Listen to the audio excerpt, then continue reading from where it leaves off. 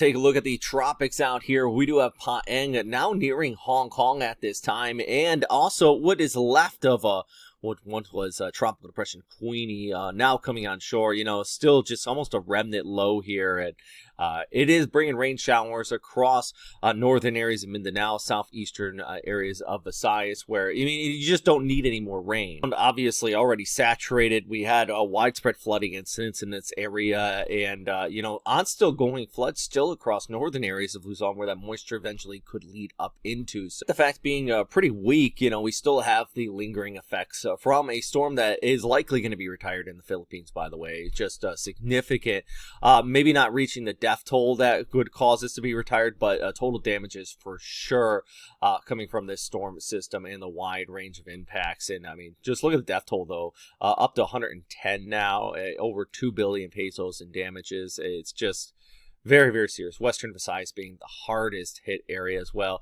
as the BARMM down there in southwestern Mindanao. 60 deaths, my goodness, guys. A lot of that was actually from the shear line out ahead of this storm system. Speaking of the shear line, moisture coming out of this storm system also spreading across southwestern areas of Japan, with total rain amounts being record-breaking in parts of Miyako-jima. Look at that. 400 millimeters in 48 hours coming from this front, stretching off here towards the north and really just encompassing the southern Japanese islands, despite this center of circulation still remaining here just towards the south of Hong Kong. So let's just take a look at the latest track on this storm system with zoom rate, and winds right now, yeah, barely at typhoon status, 65 knots according to the Japan Meteorological Agency. It is going to continue to weaken out. I mean, my goodness, this thing not looking pretty organized right now.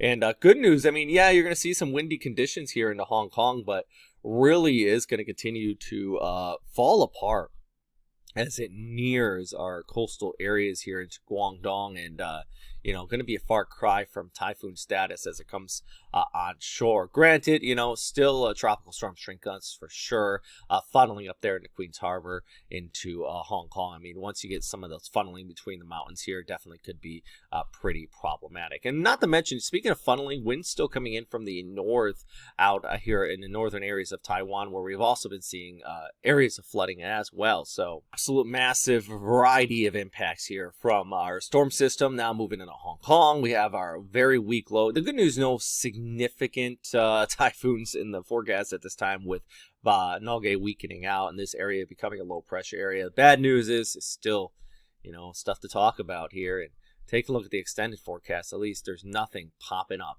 in the long-range forecast model. So that's some good news for now. Been a very rough week for a lot of you out here, and flooding still ongoing, in fact, for parts of the Cagayan Valley. Water continues to get released upstream, so you know, it's a lot to take in right now. And thankfully, like I mentioned, long-range forecast looks better as both of these storm systems start to weaken out. We're still dealing with them for the time being, so give it about 48 hours. We'll probably be in a lot better scenario here across the Western Pacific.